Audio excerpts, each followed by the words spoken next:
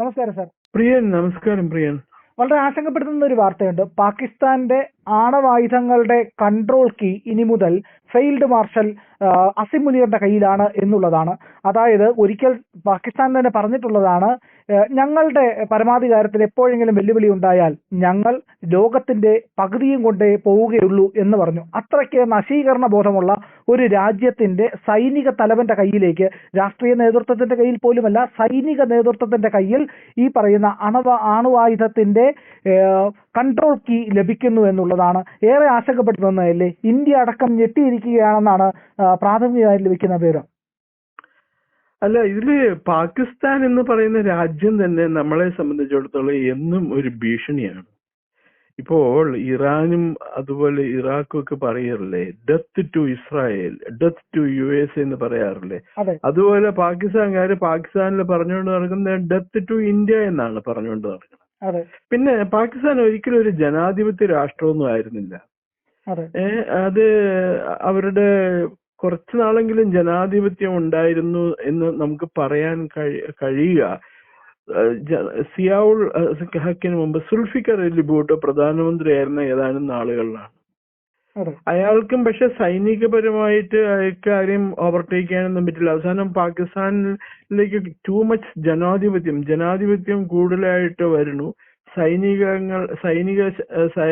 സൈനിക ശക്തി അല്ലെങ്കിൽ സൈനിക കമാൻഡിന് അവർക്ക് അധികാരം കുറയണമെന്ന് കണ്ടപ്പോഴാണ് കള്ളത്തരം പറഞ്ഞിട്ട് സുൽഫിക്കർ അലി ഭൂട്ടോനെ പുറത്താക്കി സിയാവുള്ളക്ക് അധികാരം പിടിച്ചു പറ്റിയത്.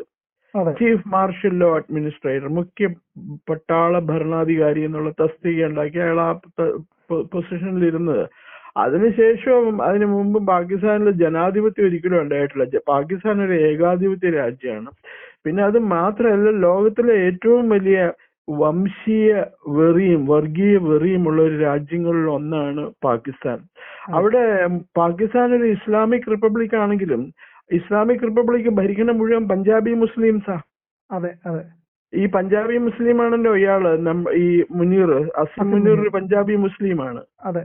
അയാളൊരു മതഭ്രാന്തനാണ്. മതഭ്രാന്തൻ ഇൻ ദ സെൻസ് അയാൾക്ക് ഖുറാൻ മുഴുവൻ കാണാതെ ചൊല്ലാൻ അറിയാമെന്നാണ് നമ്മുടെ ഒരു സൈനിക നേതാവായിരുന്നു, സൈനിക വിദഗ്ധനായിട്ടുള്ള ഒരു മേജർ സന്ദീപ് സിംഗ് ഉണ്ട്. മേജർ സുദീപ് സിംഗ് അദ്ദേഹം ഒരു ഇന്റർവ്യൂവിൽ പറഞ്ഞത്. അയാൾ സൗദി അറേബ്യയിലൊക്കെയാണ് ട്രെയിനിങ്ങിനൊക്കെ പോയ സമയത്ത്, അവിടെ എന്തോ ട്രെയിനിങ് ഔദ്യോഗിക പദവിയായിട്ട് അവിടെ 3-4 വർഷം വർക്ക് ചെയ്യേണ്ടി വന്നു അയാൾക്ക് അവിടെ.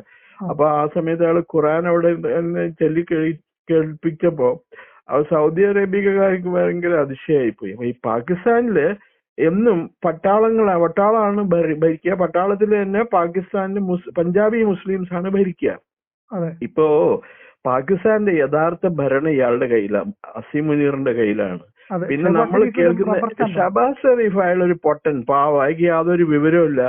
അയാളെ പേടിപ്പിച്ചിരുത്തിയേക്കുക അയാളവിടെ. അല്ലെങ്കിൽ അയാളൊരു ചുമ്മാ ഒരു മൊന്തമ്പഴം പോലെ അവിടെ ഇരിക്കുള്ളൂ, അയാൾക്ക് വിവരമൊന്നുമില്ല.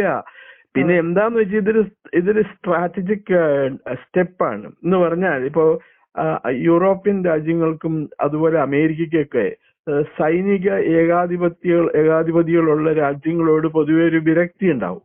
അപ്പൊ അമേരിക്കയിൽ ഇപ്പൊ അമേരിക്കൻ പ്രസിഡന്റിന് അവിടുത്തെ സെനറ്റിനെയും പിന്നെ കോൺഗ്രസിനെയൊക്കെ, അതായത് അവിടുത്തെ പാർലമെന്റിനെ പറഞ്ഞു വിശ്വസിപ്പിക്കണം അവിടെ ജനാധിപത്യമാണ് പാകിസ്ഥാനെന്ന്. അതിനു വേണ്ടിയിട്ടുള്ള ഒരു അറേഞ്ച്മെന്റ് ആണ്. നാംക വാസ്തെ ഇയാള് പ്രധാനമന്ത്രിയായിരിക്കും. ആരാ? ഷഹബാസ് ഷെരീഫ്. അയാള് എന്താ പറയണ, കഞ്ഞി കുടിക്കണം എന്നുണ്ടെങ്കിൽ ഇയാളുടെ സിഗ്നൽ കിട്ടണം. ആരുടെ? അസിം മുനീറിന്റെ. അല്ലാണ്ട് ഒന്നും ചെയ്യില്ല. അപ്പൊ പിന്നെ ഇതിപ്പോ ഈ നേരത്തെ തന്നെ സൈനിക കമാൻഡ്, ന്യൂക്ലിയർ കമാൻഡ് ഇവർ ഏറ്റെടുത്തിരിക്കുന്നു. ഇപ്പോഴാണ് ഈ വാർത്ത ഫ്ലാഷ് വന്നിരിക്കുന്നത്. ഇത് കുറെ നാളായി തുടങ്ങിയിട്ട്. പാകിസ്ഥാൻ അവരെ സംബന്ധിച്ചിടത്തോളം ഇന്ത്യയോടാണ് ഭയങ്കര വെറുപ്പ് അവർക്ക്. പിന്നെ ഈ ഇവരുടെയൊക്കെ സിൻസിയറിറ്റി അറിയണമെന്നുണ്ടെങ്കിൽ ഒരു കാര്യം മനസ്സിലാക്കണം. ഇപ്പൊ ഈ പശ്ചിമേഷ്യയിൽ യുദ്ധം നടക്കണ്ടായിരുന്നില്ലേ, ഇറാനും ഒരു വശത്തും അമേരിക്കയും ഇസ്രായേലും വേറൊരു വശത്തും. ഇറാന് എന്ത് ചെയ്തു എന്ന് വെച്ചാൽ മറ്റു മിക്ക ഗൾഫ് രാജ്യങ്ങളെയും ആക്രമിച്ചു. UAE, ബഹ്റൈൻ, അതേപോലെ എന്താ പറയുക ഖത്തർ, ഇങ്ങനെയുള്ള രാജ്യങ്ങളെ, കുവൈറ്റ്, ഒമാൻ തുടങ്ങിയ രാജ്യങ്ങളെയൊക്കെ ആക്രമിച്ചെങ്കിലും ഈ ഇറാൻ സൗദി അറേബ്യനെ ഒരിക്കലും ആക്രമിച്ചിട്ടില്ല. അതെന്താ കാരണം എന്ന് വെച്ചാൽ ഈ ഇയാള് നമ്മുടെ അസീം മുനീർ ഇടപെട്ട് ഒരു നടപ്പിലാക്കിയ ഒരു ഡീലിന്റെ പുറത്താണ് ഇറാൻ സൗദി അറേബ്യനെ ആക്രമിക്കാതിരുന്നത്. അത് മാത്രമല്ല, ഇറാനിൽ നിന്നും പാകിസ്ഥാനിലേക്ക് എണ്ണ കണ്ടമാനം കടത്തിക്കൊണ്ടിരുന്നു. ആ സമയത്ത് എംബാർഗോ, അമേരിക്കൻ എംബാർഗോ ഉള്ള സമയത്ത് തന്നെ ഇറാനിൽ നിന്നും പാകിസ്ഥാനിലേക്ക് എണ്ണ കണ്ടമാനം കടത്തിക്കൊണ്ടുവന്നിരുന്നു. ആ എണ്ണ അവർക്ക് വേണ്ടപ്പെട്ട രാജ്യങ്ങൾക്കൊക്കെ വിറ്റുകൊണ്ടിരുന്നു. അപ്പൊ ഇത് അതൊരു സ്വകാര്യ കമ്പനിക്കായിരുന്നു ഇതിന്റെ ഡീല് മുഴുവനും. ഇയാള് നമ്മുടെ അസീം മുനീർ ആ കമ്പനിയുടെ മേജർ ഷെയർ ഹോൾഡർ എന്തൊക്കെയാണ്. എനിക്ക് അതിന്റെ കമ്പനിയുടെ സ്ട്രക്ചർ അറിയില്ല. ഇയാളായിരുന്നു അതിന്റെ ബെനിഫിറ്റ്. എന്നിട്ട് യുദ്ധം തുടങ്ങി 2 മാസത്തോളം ഈ സൗദി അറേബ്യനെ ഇറാൻ തൊട്ടില്ല.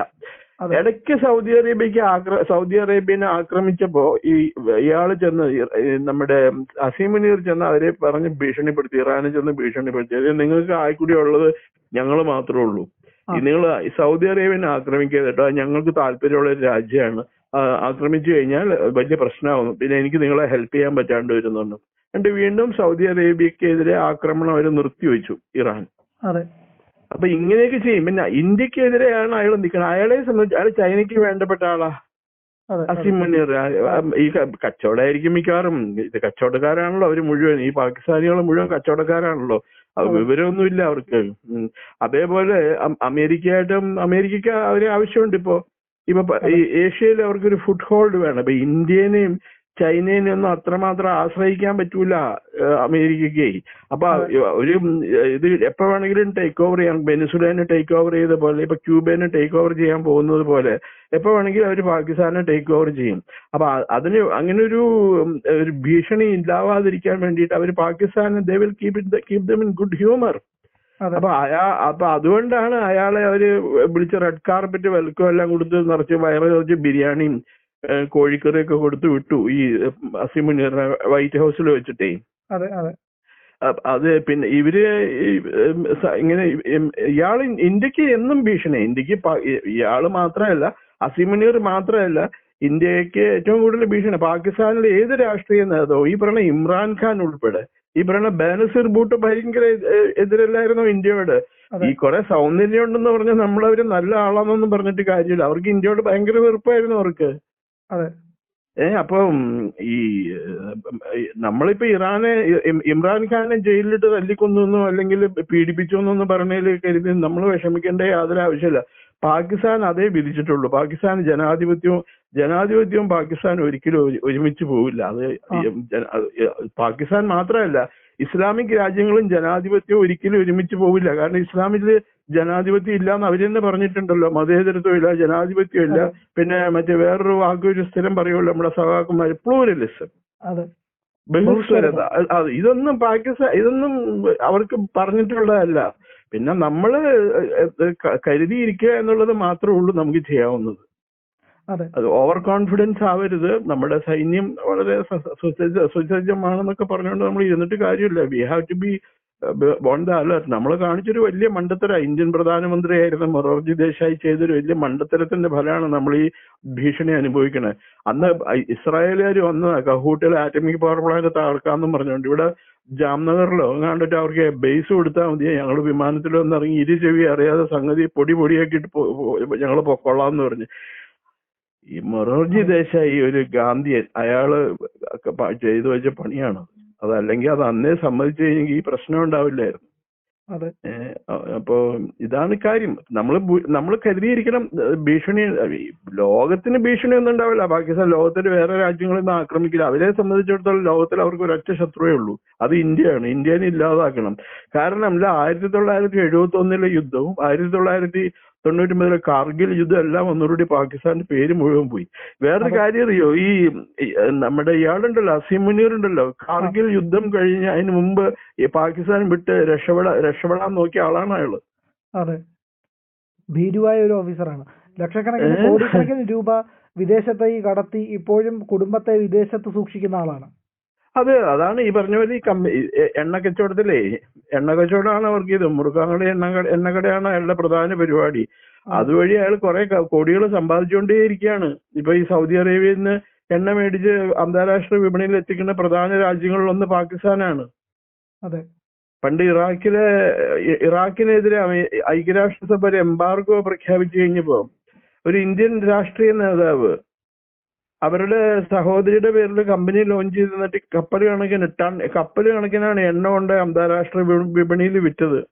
ആ നേതാവിന്റെ പേരൊക്കെ നമുക്ക് എല്ലാവർക്കും അറിയാം. ആരാണെന്ന് ഞാൻ പറയേണ്ടുള്ള ആവശ്യമില്ലല്ലോ, അതല്ലാതെ തന്നെ അറിയാമല്ലോ അവര്. അതെ, തീർച്ചയായും സാർ. ഏതായാലും പാകിസ്ഥാന്റെ വലിയ അതിഗുരുതരമായിട്ടുള്ള ഒരു നീക്കം അത് ഇന്ത്യക്കടക്കം ഭീഷണിയായിരിക്കുന്നു എന്നുള്ളതാണ് ഈ വാർത്തയിൽ നിന്ന് പുറത്തു വരുന്ന കാര്യം. അത് തീർച്ചയായിട്ടും ഇന്ത്യക്കൊരു വലിയ ഭീഷണിയാണ്. പാകിസ്ഥാന്റെ കയ്യിൽ അണുബോംബ് വന്നത് തന്നെ ഭീഷണിയാണ് ഇന്ത്യക്ക്. യഥാർത്ഥത്തിൽ പാകിസ്ഥാനെ സംബന്ധിച്ചിടത്തോളം ഒരു അണുബോംബ് ഉണ്ടാക്കേണ്ട ആവശ്യമുണ്ടോ? അവർക്ക് ആർക്ക് നേരെ വെച്ചു കൊടുക്കാനായിട്ടായി അണുബോംബ് ഇന്ത്യക്കെതിരെ വെക്കാൻ? വേറെ ശത്രുക്കളുണ്ടോ? അവർക്കില്ലല്ലോ. ഇന്ത്യയെ സംബന്ധിച്ചിടത്തോളം 2 രാജ്യങ്ങളാണ് ഇന്ത്യക്കെതിരെ അപ്പുറത്തും ഇപ്പുറത്തുമായിട്ട്, പാകിസ്ഥാനും പിന്നെ ചൈനയും. അപ്പൊ ഒരു ഡിറ്ററന്റ് എന്നുള്ള രീതിയില്ല, ഡിറ്ററന്റ് എന്ന് പറയില്ലേ നമ്മള്, നമ്മുടെ കയ്യിലൊരു ആയുധം ഉണ്ടെങ്കിൽ ആ ആയുധത്തെ പേടിച്ച് എല്ലാവരും എന്താ പറയണ ഭയന്ന് മാറി നിൽക്കും. അവരെ സൂക്ഷിക്കണം കേട്ടോ, അല്ലെങ്കിൽ പ്രിയനെ മറ്റു വർത്താനം പറയണോ സൂക്ഷിക്കണം, പ്രിയന് നല്ല വിവരമുണ്ട്, തവിട് പിടിയാക്കികളെ നമ്മളെ തോൽപ്പിച്ചെന്ന് ആൾക്കാർ പറയില്ലേ. അതേപോലെയാണ് ഈ ഡിറ്ററന്റ് എന്ന് പറയുന്നത്, ന്യൂക്ലിയർ ഡിറ്ററന്റ് എന്ന് പറയുന്നത്. അത് ഗവൺമെന്റ് ഇന്ത്യയുടെ കയ്യിൽ ഇപ്പൊ അവിടെ പശ്ചിമ മേഖലയിലും കിഴക്കൻ മേഖലയിലൊക്കെ 4-5 ബോംബ് വെച്ചിട്ടുള്ള എവിടെ വേണമെങ്കിലും എടുത്ത് പൊട്ടിക്കാം. അതുകൊണ്ട് പേടി വന്നാൽ അവർ ഇന്ത്യക്കെതിരെ കളിക്കുന്നത് സൂക്ഷിക്കണം. പിന്നെ ഇപ്പൊ പ്രത്യേകിച്ച് അവർക്ക് ദേഷ്യം മറ്റേ ഇൻഡസ് വാട്ടർ ഡീൽ ഇല്ലേ പാകിസ്ഥാനിൽ. ഇപ്പൊ പ്രധാന പ്രശ്നം കുടിവെള്ളം ഇല്ല പാകിസ്ഥാൻ. വെള്ളം ഇല്ലാത്ത അവസ്ഥയാണ്. അതെ അതെ, അണുബോംബൊക്കെ ഉണ്ട്, പക്ഷെ കുടിക്കാൻ വെള്ളമില്ല, കൃഷി ചെയ്യാനും വെള്ളമില്ല. ആ ഒരു അവസ്ഥയാണ്. ഇപ്പൊ ചൈനയും അമേരിക്കയൊക്കെ ഉള്ളത് കാരണമാണ് പാകിസ്ഥാൻ രക്ഷപ്പെട്ടു പോണത്. അതെ, വളരെയധികം നന്ദി സാർ ഈ കാര്യത്തിൽ പ്രതികരിച്ചതിന്. Okay, thank you Priyan, thank you. പ്രിയമുള്ളവരെ, മറ്റു മാധ്യമങ്ങൾ പറയാത്ത ഏറ്റവും പുതിയ വാർത്തകളും വിശകലനങ്ങളുമായിട്ടാണ് ഇന്ത്യ ലൈവ് നിങ്ങളുടെ മുന്നിലേക്ക് വരുന്നത്. നമ്മുടെ ചാനൽ കാണണം, ഒരുപാട് പേരെ കാണിക്കണം, അവരോടൊക്കെ ചാനലിൻ്റെ വരിക്കാരാവാൻ പറയണം, സബ്സ്ക്രൈബ് ചെയ്യണം. ചെയ്യാത്ത ആളുകൾ ഉറപ്പായിട്ടും ചെയ്യണേ.